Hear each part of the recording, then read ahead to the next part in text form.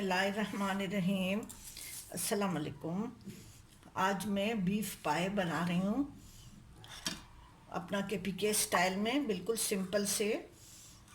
और इसके लिए मुझे जिन चीज़ों की ज़रूरत है, ये डेढ़ पाया है, एक पूरा और एक आधा गाय का है।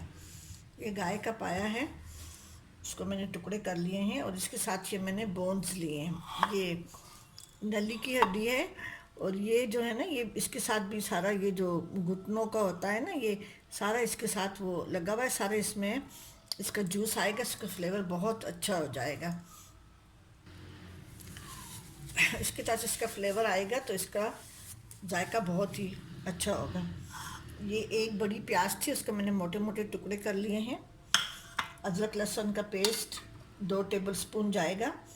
और ये मसालों में ये हल्दी है 1 टीस्पून भर के है, नमक हस्बे जायका है, थोड़ा मैंने डाला है और बाद में मैं डालूँगी। ये 1/4 टीस्पून पिसी हुई सौंफ है, 1 टेबलस्पून पिसा हुआ धनिया, 1 टीस्पून लाल मिर्च है। बाद में इसमें मैं हरी मिर्च भी डालूँगी, इसलिए मैंने लाल मिर्च कम डाली है।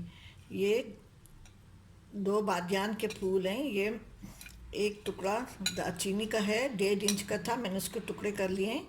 और ये 2 बड़ी इलायची है। इसमें जायफल जावित्री नहीं जाएगी, मैं केपीके स्टाइल में बना रही हूँ, जो हमारा पुराना तरीका था। ये लौंग है।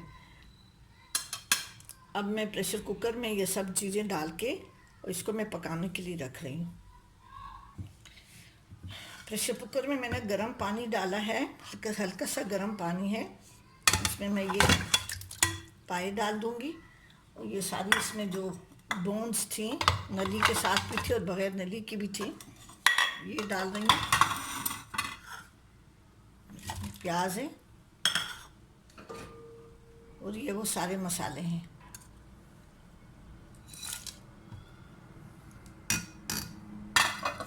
अब इसमें मैं इतना पानी डालूंगी कि ये थोड़े से,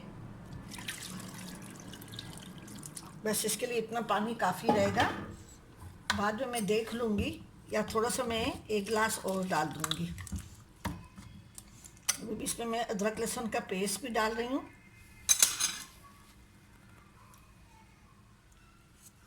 अभी इसमें मैं लहसुन अदरक का पेस्ट डाल रही हूँ। ये 1 टेबलस्पून, ये दूसरा टेबलस्पून। अब प्रेशर कुकर को मैं बंद करके और चढ़ा रही हूँ। इसमें टमाटर वगैरह कुछ भी नहीं डालूंगी, मैं दही भी नहीं डालती। ओके, अब आज से मैं अपना केपीके का हफ्ता शुरू कर रही हूँ। आज मैंने ये केपीके स्टाइल में बना रही हूँ, इसके बाद से और भी जो मुझे पुरानी चीज़ें जो मेरे जहन में आती जाएंगी, क्योंकि काफ़ी अर्सा हो गया मुझे भी वहाँ से जाती रहती हूँ, लेकिन जैसे मैं रहती वहाँ नहीं हूँ ना, तो इसलिए मैं बस कोशिश करती हूँ कि ज़रा वहाँ के स्टाइल के खाने में ज़रा सबको पता है, लेकिन चलो मुझे बहुत अच्छे लगते हैं, तो इसलिए मैं आज से ये हफ़्ता शुरू कर रही हूँ। अभी हफ़्ता बनाया, 10 दिन बनाए, जितने भी दिन भी बनाए तो मैं बनाऊँगी इसको। ठीक है जी। अब इसका प्रेशर कुकर में बंद करके, आपको अपने प्रेशर कुकर का पता होगा कि आप कितने कितने टाइम में कौन सी चीज़ गलती है। और मैं इसको गला के फिर मैं इसकी जो गोश्त वगैरह है, ये जो भी है, ये अलग करके, और मैं यखनी इसकी जो होती है वो मैं छान लूँगी। यखनी हमने नहीं, वो जो मसाले वसाले हैं ना, वो हमने अंदर इसके नहीं डालने। ठीक है जी। मैं अभी इसको पकाने के लिए रख रही हूँ। अब ये पाए जो है ना, वो बन गए हैं, बिल्कुल तैयार हो गए हैं। उसको मैंने ये सब निकाल के, और इसकी मैंने यखनी अलग कर दी थी। यखनी को मैंने छान लिया था, अभी इसमें मैं यखनी डाल रही हूँ।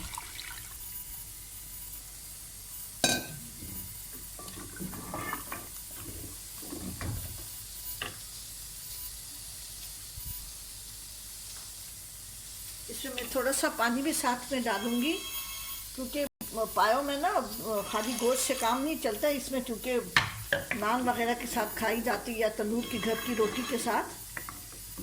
मैं थोड़ा सा और पानी भी डाल रही हूँ, ताकि इसमें मसालों का अच्छा फ्लेवर इसमें आ जाए। अभी इसमें मैं ये गरम मसाला डाल रही हूँ। 1 टीस्पून गरम मसाला है पिसा हुआ। ये 3 हरी मिर्चें हैं, और ये अदरक मैं डाल रही हूँ ताकि इसमें इसका फ्लेवर अंदर से आ जाए।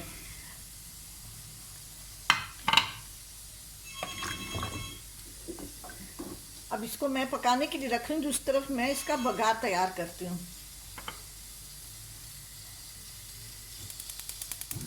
अभी दूसरे बर्नर पे मैं इसको रख के इसका बघार तैयार कि हल्का सा इसमें कलर आ जाए और थोड़ा सा दही के साथ इसका जायका अच्छा हो जाएगा। जब तक इसको जोश आएगा बस ये पकेगा। तो मैं इसको जैसे जोश आएगा तो इसको मैं दम पे रख दूँगी। अब ये बटर मैंने गरम करने रखा हुआ है, इसमें मैं 1/2 टीस्पून देगी लाल मिर्च डाल रही हूँ। ये इतनी कड़वी नहीं होती है, ये 1/2 टीस्पून है ताकि पाए के ऊपर थोड़ा सा कलर आ जाए। क्योंकि प्याज वगैरह सब हमने उसमें डाल दी थी, फिर ज़्यादा प्याज हो तो फिर खाना मीठा मीठा होता है। ये इसमें ये 2 टेबलस्पून दही है, उसको मैंने अच्छी तरह से फेंट लिया है।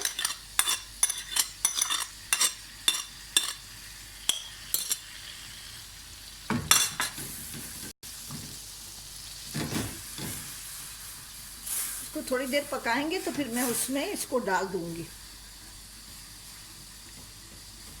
इसको मुसलसल चम्मच इसका हिलाते रहें। भी मैं इसको इसमें डाल रही हूँ ताकि इसके साथ ये अच्छी तरह से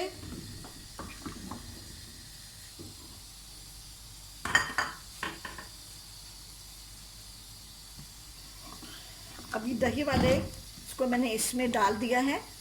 इसको बस एक जोश आएगा तो फिर मैं इसको दम पे रख दूंगी। उसको नमक में चख लूँगी। नमक मैंने साथ में डाला भी था लेकिन आखिर में मैं नमक चखूँगी।